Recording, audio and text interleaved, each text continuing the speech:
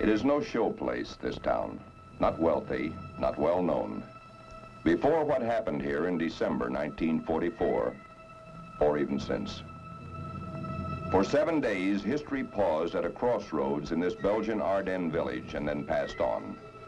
Unless we can call history the echoes that ring in the memories of the men who make it, as they did in the battle at Vith.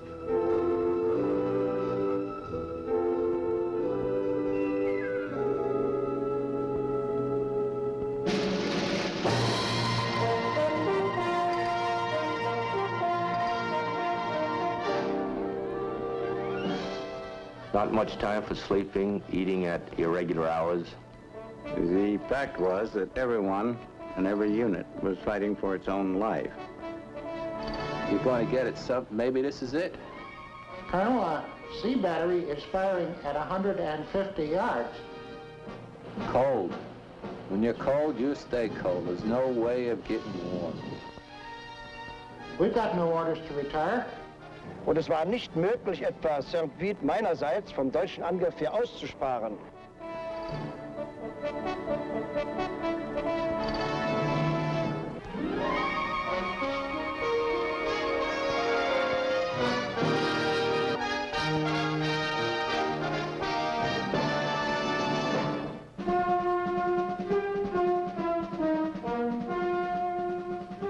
In the fall of 1944, the German army had been fighting for 5 years.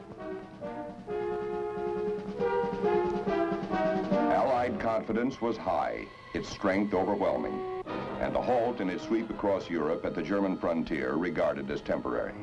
There, the forces of Field Marshal von Rundstedt held desperately, their calls for reinforcements answered by inferior materials or silence.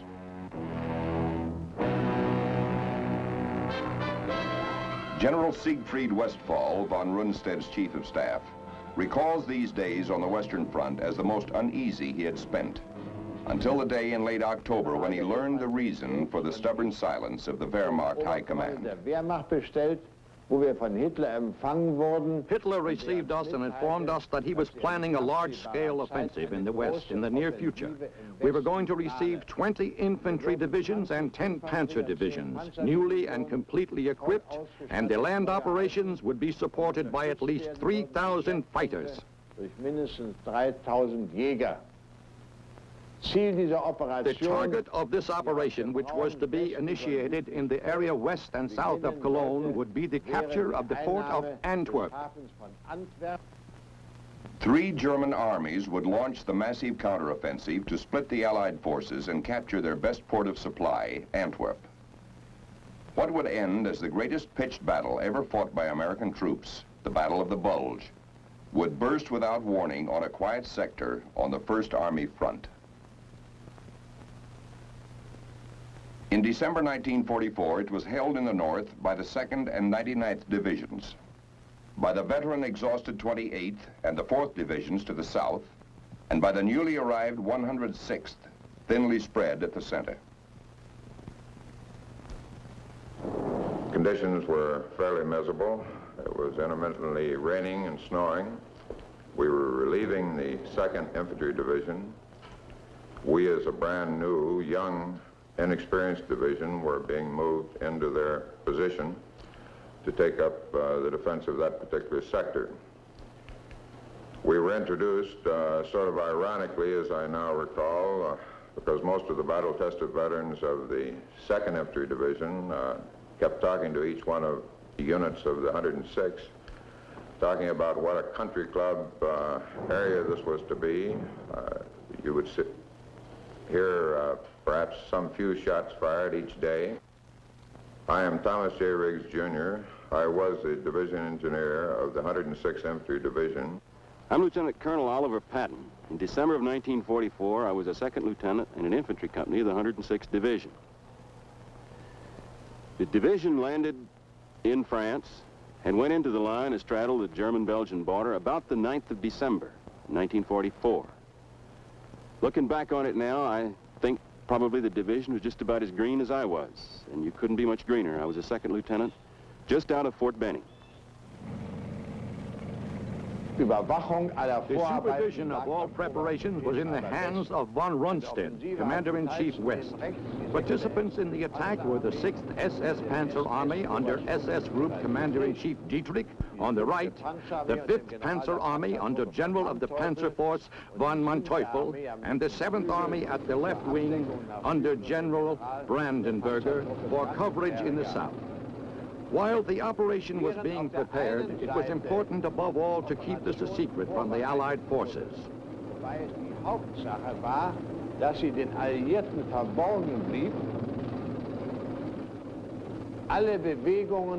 movements were made during the night only. All vehicles in the front vicinity were wrapped in straw to keep the noise to a minimum.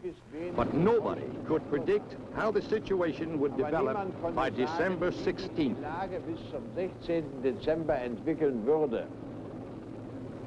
Von Manteuffel, Westphal, von Rundstedt, Model. From the beginning, Hitler's generals saw no guarantee of success for the counteroffensive. But the Fuhrer was adamant. His plan was irrevocable.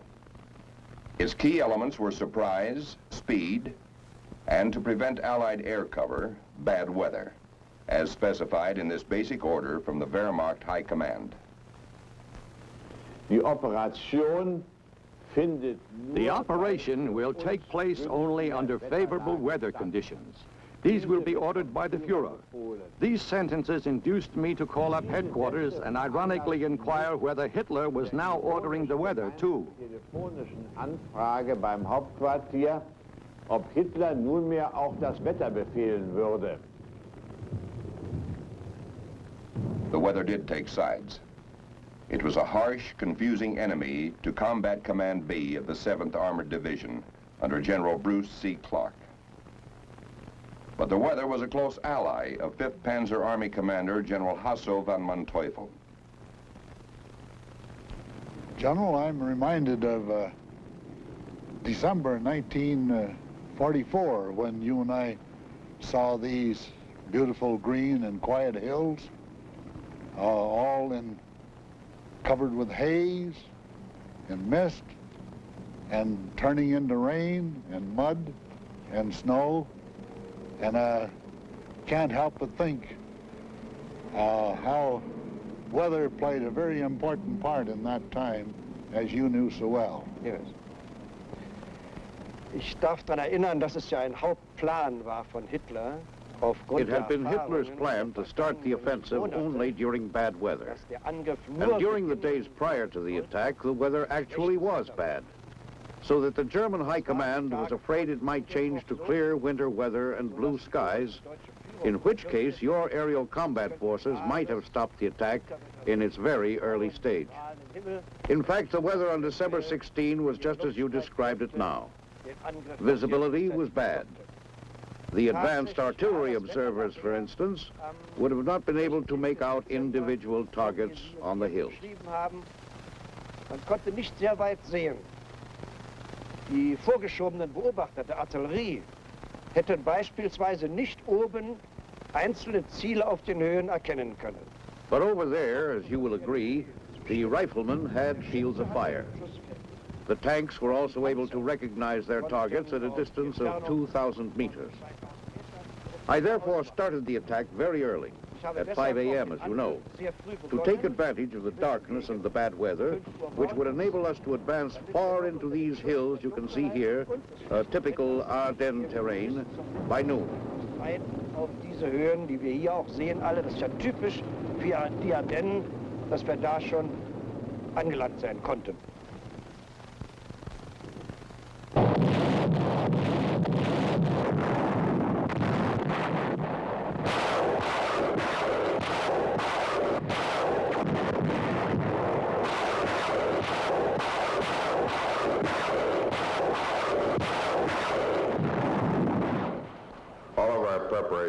Evaluations and obvious shortcomings became sort of academic on the early morning of December 16th.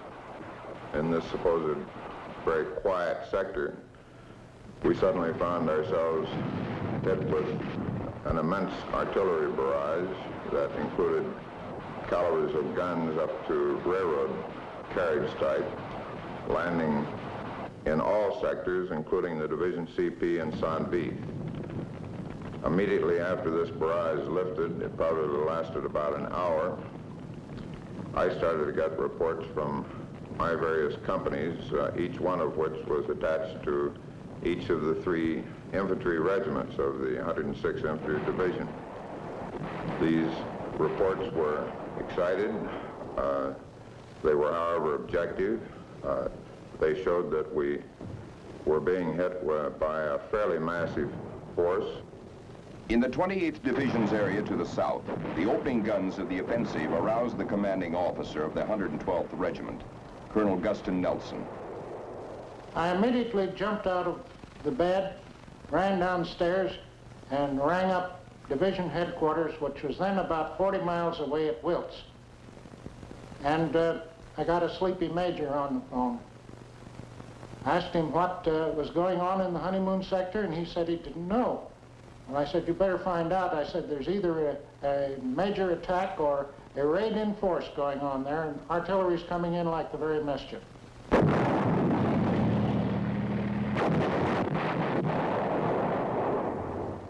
Even though we in the Division CP thought we understood that this was a massive attack, we encountered great difficulty in getting acceptance of this information, or felt we did anyway, through our Corps and Army to our rear.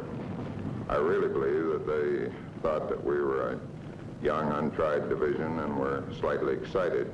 However, this same type of information began filtering back to them from our neighboring divisions, the 99th on our left and the 28th on our right. The seriousness of this situation finally became evident to 8th Corps later in the day, at which point they attached to us primarily the Combat Command B of the 9th Armored Division.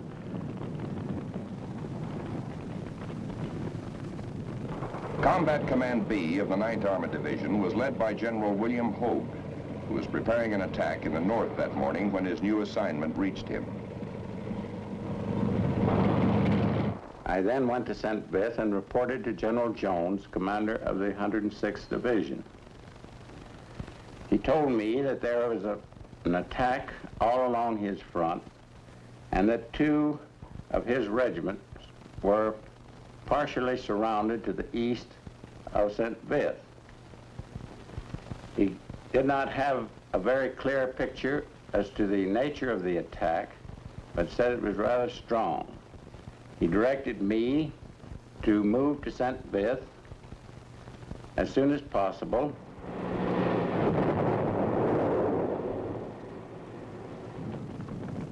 Later that same day, we were also informed by 1st Army behind 8th Corps, to which we were attached, that the 7th Armored Division would attack through St. Vith to our east, and that we were to hold these routes, which were quite vital and a strategic road net in that area, free for this attack.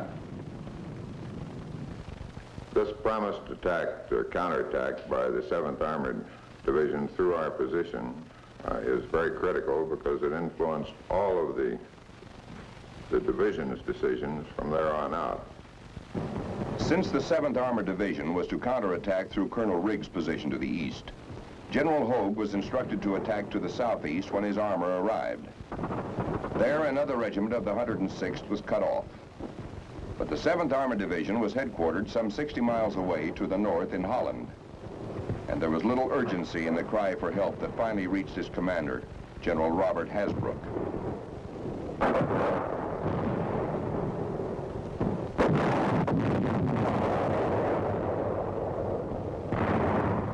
It was a quiet day, but along about 5:30 p.m. I received a very laconic message from 9th Army which read, "Prepare your command for movement to Century." Century was the code name for the 8th Corps. I immediately sent for my G2 to learn the situation down there, and from the Schaeff situation report, it appeared that it was a very quiet front where troops were sent to rest or to be indoctrinated, new green troops to be indoctrinated. After receipt of this message, I decided to send General Bruce Clark, who commanded Combat Command B, immediately to Bastogne, the headquarters of Century, to learn the situation and what our probable mission would be. I arrived in Bastogne about 2 o'clock in the morning of the 17th of December, reported to General Middleton, was told what he knew about the situation, which I was impressed was not too much. And I was told that after I had had some sleep, I would go the next morning to St. Vith and report to General Jones and move my command there and give him some help. During the first night of the Battle of the Bulge, the enemy infiltrated between our lines and into our rear areas.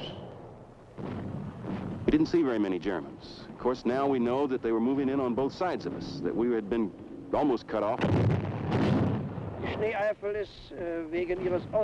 the Schnee Eifel is practically covered with trees, the terrain is extremely obscure.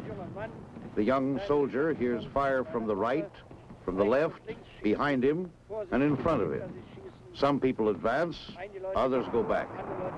There was quite some confusion, which facilitated our advance through the Schnee Eifel toward Schönberg.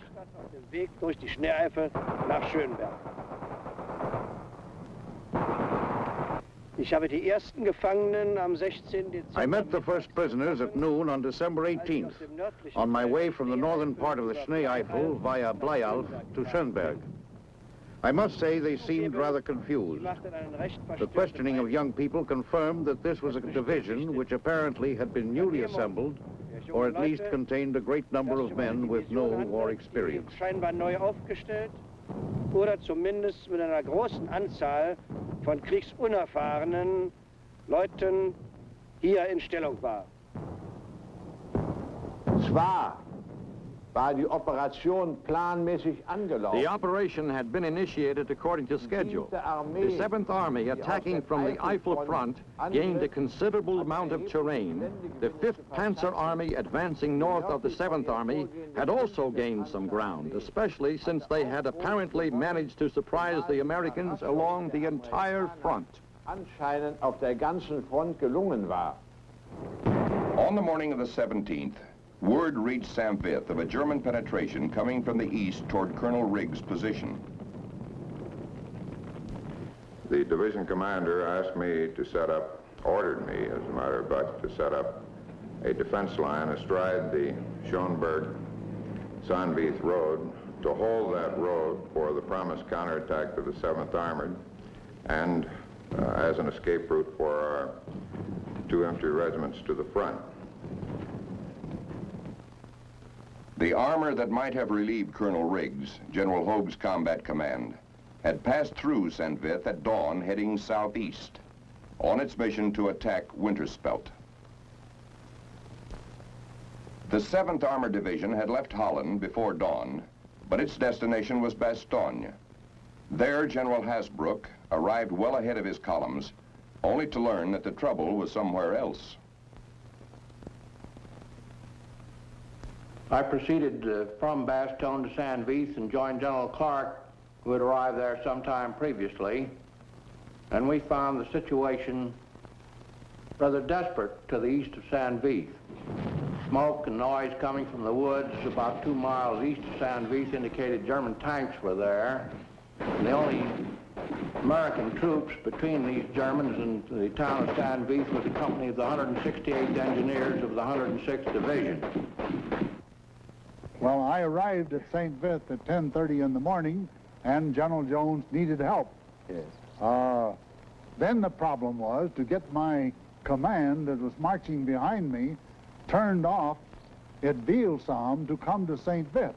Well, my greatest problem on the 17th of December was confusion and traffic on the road. Oh. Your initial success on the 16th of December had started a lot of vehicles like supply vehicles, extra headquarters vehicles, and service vehicles going to the rear. Oh, yes. Oh, yes. This became so severe at the road junction to the west of St. Vith that I had to go out and play military policeman and direct the traffic to get it flowing to the front. And I'm sure that you had the same problem because there's only one road from Prim towards St. Vith through the Ardennes. Genau die gleiche Situation, General. Ich war am 17. Nachmittags Exactly the same situation, General. On the afternoon of the 17th, I was on my way to Schönberg in a small vehicle, and I had to dismount because it was impossible for me to get ahead on this road. I then walked toward the front and tried to make myself useful as a military policeman. It was hopeless to try to untangle this column of vehicles when suddenly I heard someone calling in a very loud voice. Way up at the front, I thought I saw a military policeman, and I approached him. I saw that it was my superior, Field Marshal Model, who had the same intention as I.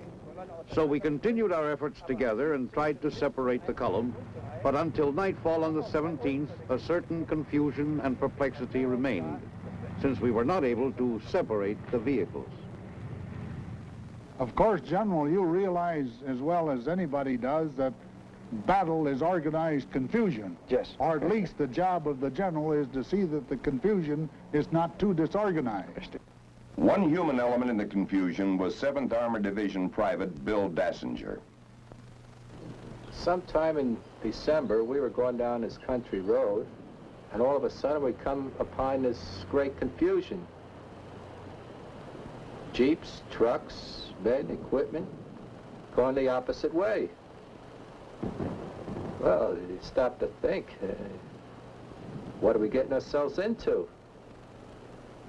And a little while later on, we sure found out. Another was Lieutenant Will Rogers, Jr. St. Vith, down a little kind of a side road.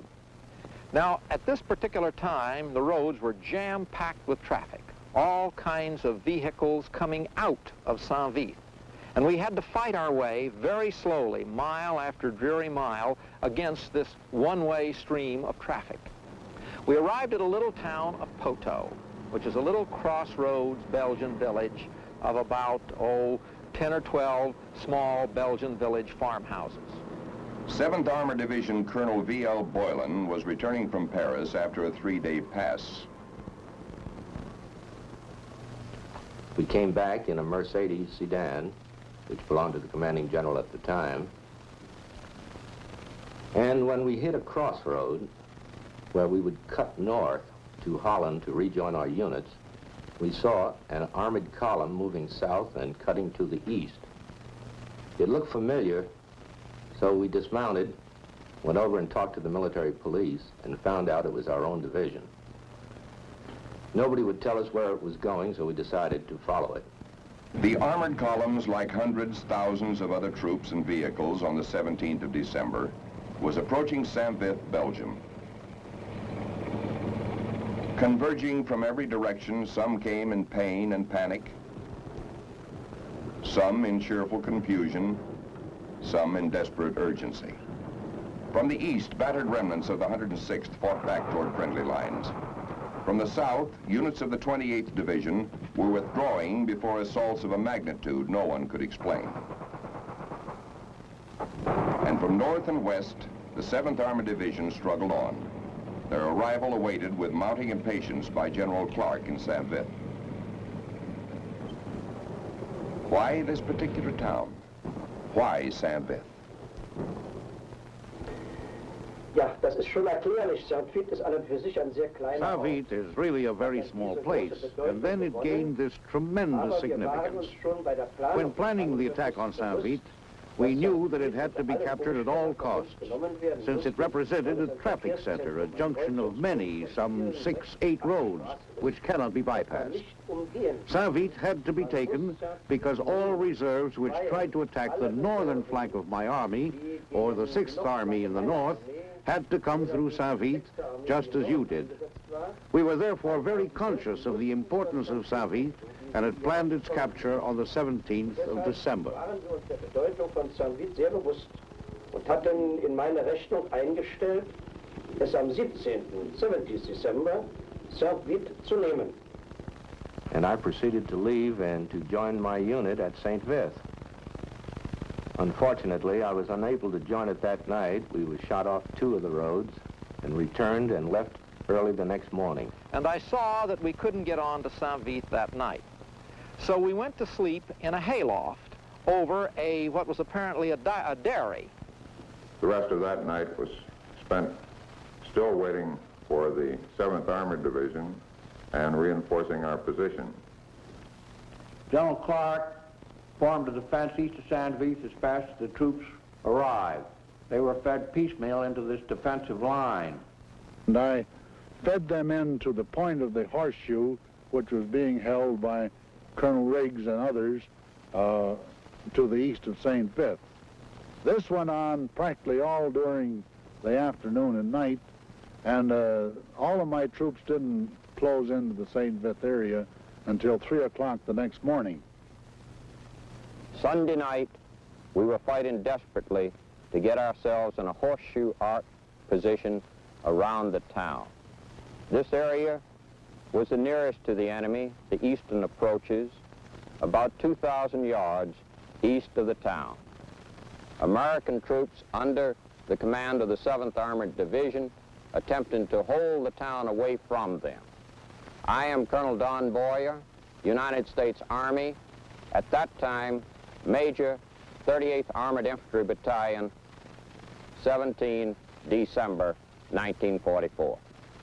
The first arrivals were the reconnaissance troop of the 7th Armored, which I immediately deployed with their automatic weapons in this skirmish line that we'd established, but placed them on the left side, overlooking the open field of fire, where they could better utilize their automatic weapons. The rest of that day was spent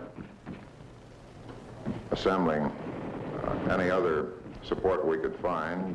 Included in that support, by the way, were some medium tanks that we were able to secure from the 9th Armored Division. 8 o'clock, Monday morning, 18 December, we were hit with our first attack. The Germans punched a hole in our lines. We counterattacked and restored the lines. 2 tanks knocked out, 1 assault gun destroyed, were the enemy losses in this attack. Between 11:30 and 12:30 on that Monday, the Germans again attacked us. At the end of an hour, our lines still held, but we had started the long roll of losses. The Battle of the Bulge had begun. More than 50 German columns were now attacking through the Ardennes. There were penetrations everywhere. South of Saint-Vith, the 28th Division was split. Chaos ruled to the east, where most of the 106th was surrounded. General von Manteuffel's forces were approaching Saint-Vith itself from 3 sides. At stake was not simply a town, but the timetable of the Ardennes counteroffensive. And it was already 1 irrecoverable day behind. Next, part 2 of the battle at Saint-Vith.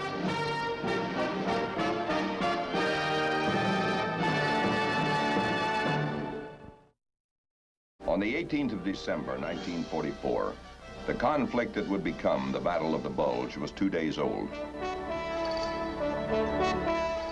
It had started with a huge German counteroffensive planned with a strict timetable. By the 18th, 2 Panzer armies should have reached the Meuse River, driving toward their objective, Antwerp. Instead, thousands of Hitler's finest troops were still fighting to take a small town in the Belgian Ardennes. A junction of roads and railways. The key to success for the counteroffensive was its timetable. A key to the timetable was Saint-Vith.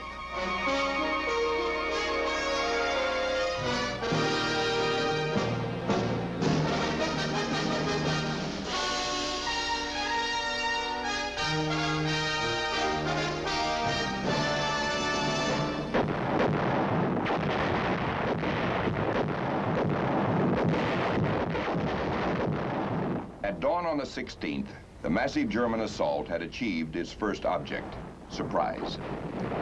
It had overwhelmed the inexperienced American troops in the forests east of Saint-Vith. where some, like Colonel Oliver Patton, then a Green lieutenant in the 106th Division, were still trying to fight back to friendly lines on the 18th. We made a last attack down toward the Schoenberg-Blayoff Road, and in that attack, I was hit for the second time that day. I was hit through both legs, and I couldn't walk. Late that night, I remember the battalion commander came through and told us that the battalion had to pull out. He had orders to continue to try to break out back toward American forces, and they were going to leave us. There were 4 or 5 of us in the aid station. They would leave us with a medic. To the south, the German attack had split the 28th Division, cut off the 112th Infantry of Colonel Guston Nelson.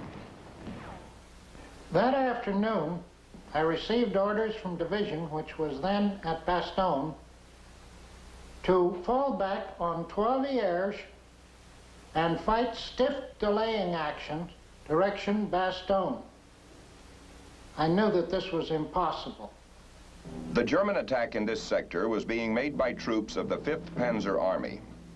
The capture of St. Vith with its roads and railways was vital to their advance.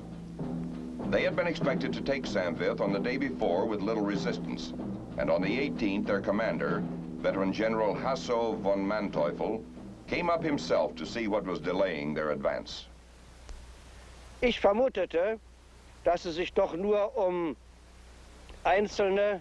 I suspected the presence of scattered, though very courageous forces, which had come here from Saint-Vith or other directions to assist the fighting troops. I was under the impression that up to the 17th and 18th, these small, scattered battle troops were not under centralized command. However, on the evening of the 18th, before nightfall, it became obvious that new enemy forces were approaching. Machte sich bemerkbar, dass neuere Feindkräfte im Anmarsch waren. The general's surmise was correct.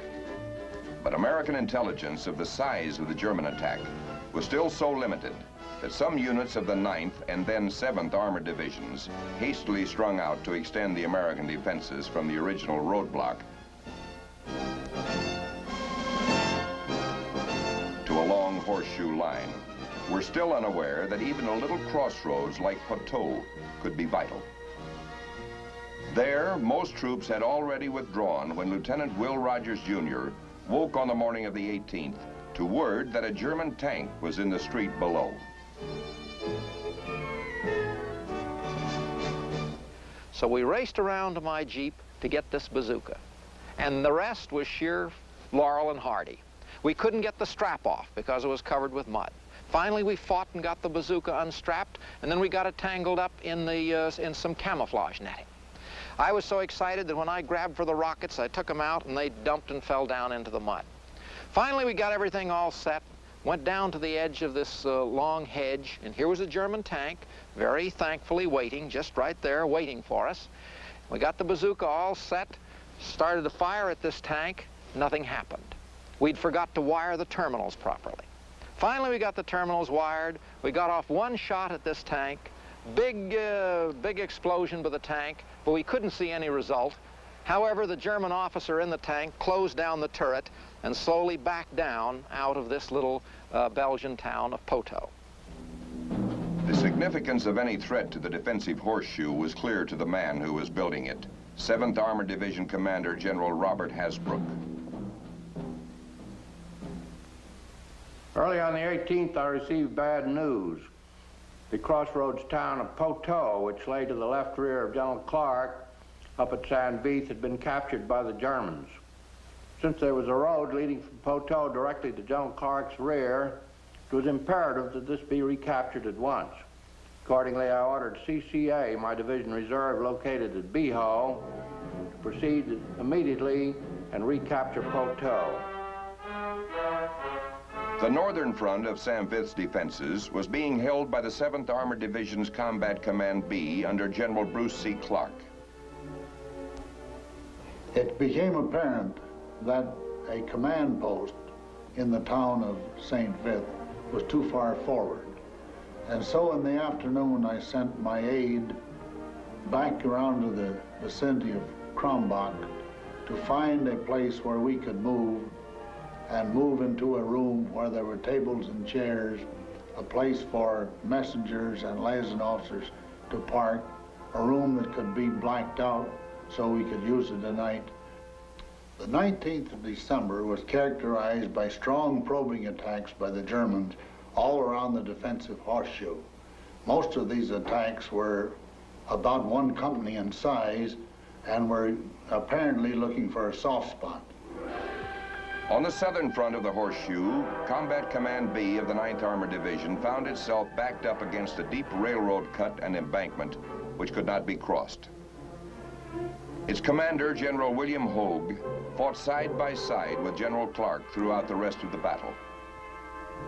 In order that General Clark, who was on my left, would know what I was doing, I conferred with him and told him of the situation and that I intended to withdraw through St. Vith and take up the new line on his right after dark on the night of the 19th. This very difficult operation was carried out in complete darkness and was very successful. We were most happy that that had occurred some 2 nights later when the attack took place, which drove us out of the forward end of the horseshoe and took St. Vith.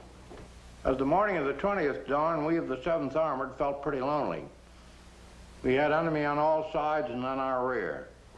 We were out of touch with the 8th Corps, which I later learned had been forced to retreat from Bastogne to Neufchâteau down in France. Accordingly, I decided to send a staff officer of mine, Lieutenant Colonel Schroeder, to try and locate 1st Army headquarters and apprise them of our situation and ask for help. The defenses east of St. Vith still held. There, Colonel, then Major, Don Boyer was in the point of the horseshoe. Communications were sparse, but they were sufficient to pass requests for artillery fires and exchange the necessary coordination for the attacks of the various battalions of the division as we received attacks from the Germans and kicked them out with counterattack after counterattack. Colonel V.L. Boylan was in the horseshoe's northern curve.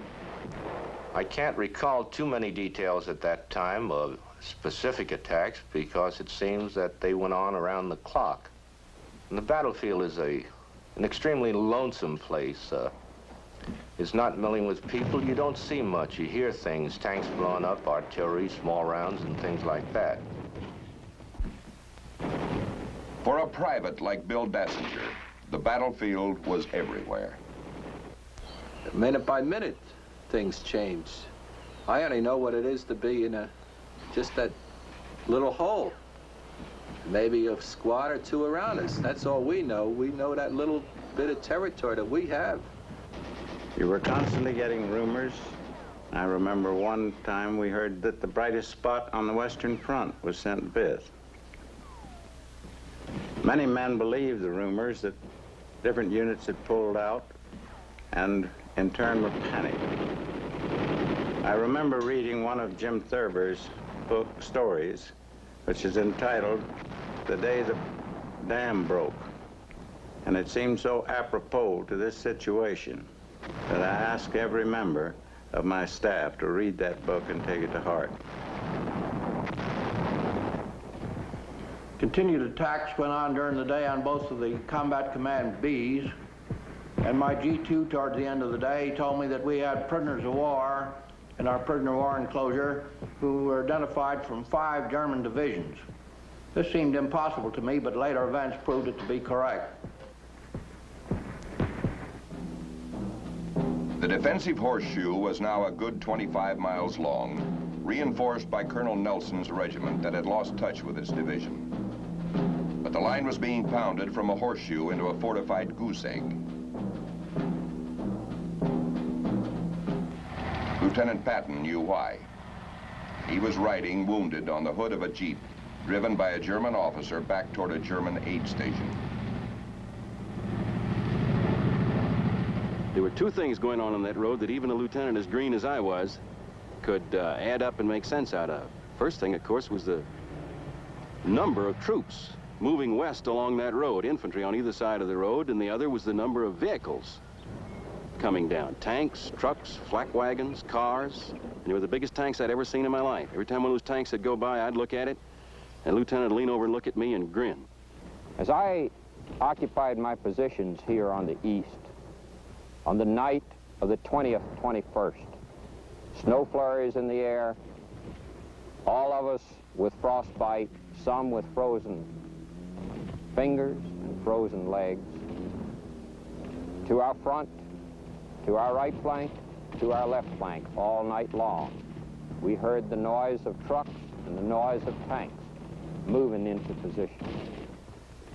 At last, the long-delayed, coordinated German attack on St. Vith fell. But General Hasbrook's search for First Army headquarters and his efforts to convince them that he was facing more than a local German counterattack had been successful. On the morning of the 21st, we were overjoyed to find that the 82nd Airborne had arrived in our general vicinity and had made a tenuous contact with us near the Ville-Somme Bridge. This was an eventful day in our sector. CCB of the 7th Armored was attacked by a full German corps. By noon, heavy concentrations of artillery started breaking on the woods in which my forces were located. Screaming Mimi barrages started. These sounded like a huge spring being compressed and then suddenly cut loose. It was a horrible din that came through the air down among the trees. I remember one unit commander who I had who several times reported to me that he had to be relieved or had to have reinforcements that he could only hold maybe another hour or sometimes 3 hours or sometimes 8 hours. I remember telling him very definitely that, saying, how the hell do you know how long can you hold? You just hold there as long as you have the ability to fire back. Time meant nothing to me. But between 1200 and 1300 on the 21st until 2300 hours or 11 o'clock that night, I saw my own immediate force, which had been in the neighborhood of 680 men, go to less than 200. The eastern point in the horseshoe defending St. Vith was now an island defending only itself. There, Colonel Thomas J. Riggs, the 106th Division engineer, whose roadblock had been the town's first defense, still held the road under his original orders. By that evening, the Germans were building up their intensity and were starting to break through on both of our flanks. By about midnight, we'd lost communication on both flanks with the two units, so we knew we were being completely isolated. Knowing that St. Vith now was filled with German troops coming in from the east, the north, and the south, I peeled off to the right until we got in the vicinity of the road that led to Prum. And there we broke off into 5- and 8-man groups. I gave them a compass bearing and told them to try to work their way to the west to rejoin General Clark, Combat Command B, where we might continue the fight. For by nightfall, I and the 4 men in my group were prisoners of the Germans. And I realized that in the furious fight in the day before, that I had been wounded, and for me, the world had come to an end at that point. We could then, in the dawn's light, see that all of the roads leading into St. Vith were full of German troops concentrating on and going through St. Vith. We obviously could not counterattack. I attempted at that time to split them up into patrols so they could attempt to work their way back to the friendly lines, the U.S. lines. We started 2 of these patrols out and watched both of them captured. And shortly thereafter, I was captured with the remainder of the group. In the afternoon of 21st December, General Clark informed me that the attack on St. Vith was becoming so heavy they would be forced out of that position that evening, and said he would retreat to the west. I agreed to conform with his movement.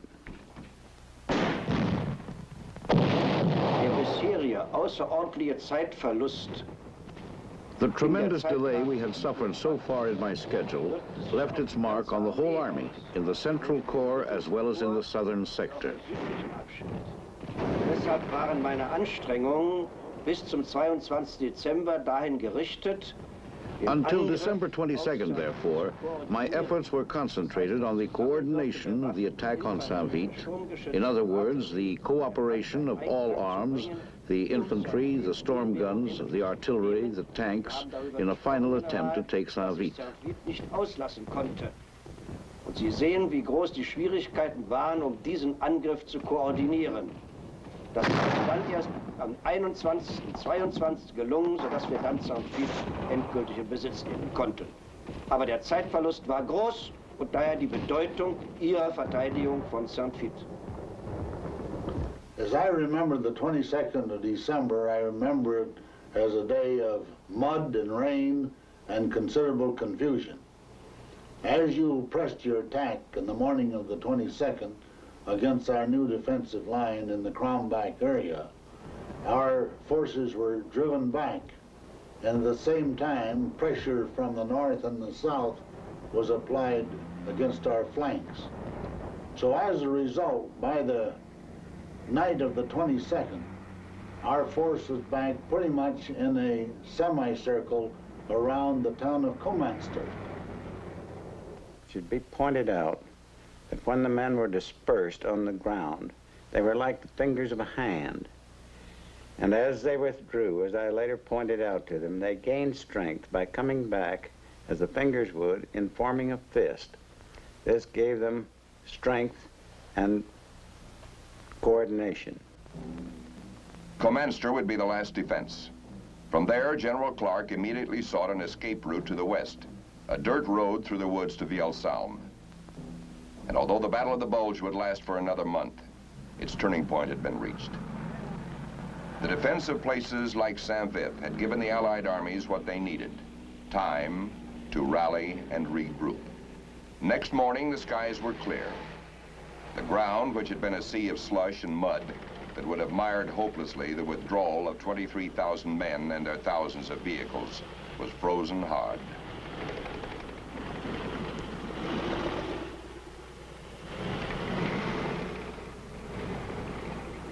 During the early morning hours of the 23rd, both CCB of the 7th Armored and CCB of the 9th Armored were hotly engaged with the enemy.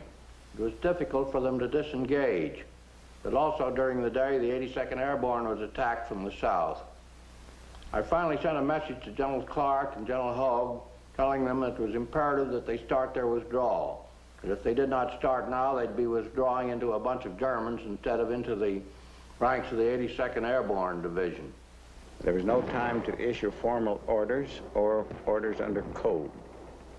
So I instructed that the radio to all units under my command be opened up and that the orders would be given in the clear. General Hasbrook told me that I would have to withdraw across the Vielsalm Bridge by noon, or else the bridge would have to be blown because of the pressure of the German army coming in from his flanks.